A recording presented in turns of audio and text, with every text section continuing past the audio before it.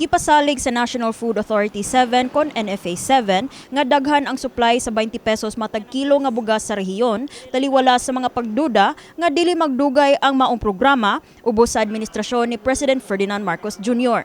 Gani moabot na sa kapin 80,000 ka mga sakong bugas ang natala sa inventaryo sa NFA 7 sa rehiyon. Ug gawas niini aduna pay 35,000 ka mga sako nga gipanglantawan nga moabot sa Sugbo karong semanaha. Base sa ilang datos, ang lalawigan sa Sugbo ang dunay labing dako nga alokasyon nga moabot sa 66,418 ka mga sako sa bugas.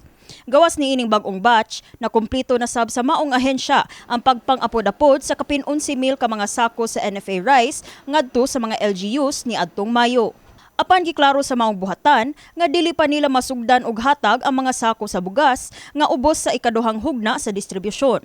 Kay kinahanglan pa nilang huwaton ang transition period gikan sa kasamtangang ngadto sa bagong administrasyon sa mga LGUs. Kita diri sa NFA nagulat ta sir if napabaydugang nga order kay syempre bag-o man ang ato ang nagpaabot po ta sa bag-o nga administrasyon no. Kung base sa ato ang nabasa sa mga balita kay positibo man pud ang ato ang governor-elect nga si Gov Pam ani nga programa.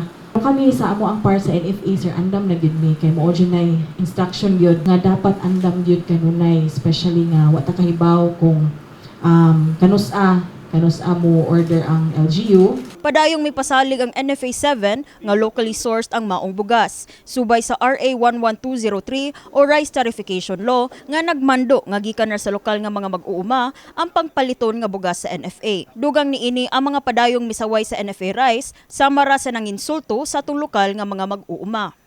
Kay ang kaning ato ang bugas nga gi-source magini sa ato ang mga local nga mag-uuma. So sama ra nga ato ang gisaway ang ato ang mga mag-uuma nga ilaha baya gid in taong insulto po sa ilahang part no. Ang NFA wala na gid mag-import og bugas sama sa una nga naamantay bugas gikan sa Vietnam, Thailand. Naay ubang farmers nga moreklamo sa NFA kay di ko na mo dawaton o niya stricto mi tungod kay naatay gisubay nga parameters. Sa pagkutlo niining balita, nagpabilin nga 37 ka mga LGU sa Sugbo ang narehistro sa P20 Rice Program. Matud pa, duna pay wala nakapil sa maong programa kay apektado sa transition period o nagkuwang sa insaktong pundo. Kini si Eliza May Piñaranda, alang sa My TV, Cebu.